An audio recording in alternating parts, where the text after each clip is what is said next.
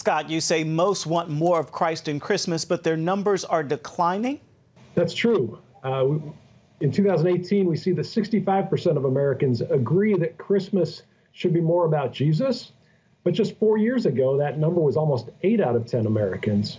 So are more people not expecting Christmas to center around Christ? The shift we've seen is toward people really not being sure if it should be more about Jesus. And it does tend to be more of those who are non-religious or who have a faith other than the Christian faith. And so some of the cultural expectations around Americans and even holidays like Christmas being Christian holidays, that expectation is lowering over time.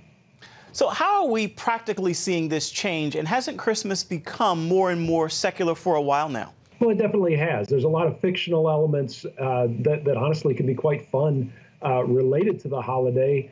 But there is a little bit of an aspirational element to the statement Christmas should be more about Jesus. It's a little bit like saying that Thanksgiving should be more about giving thanks. Kind of that name is that the reason is in the name itself. And so those who know that there's the element of celebrating Jesus's birth kind of aspire to that and say, yeah, I should give more attention to that and maybe others as well.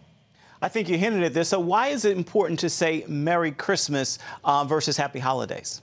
Well, I think some of those who are of the Christian faith or are just nostalgic for the way it's always been this in December are sometimes a little uncomfortable when people give a more generic greeting like Happy Holidays or even Merry Xmas, which is normally not said but normally printed. And they actually take offense. We see that about a third of Americans take offense when Happy Holidays is said instead of Merry Christmas, even though we know that there are more secular people in the United States today than there were a generation ago, as well as more people who have a different faith other than the Christian faith.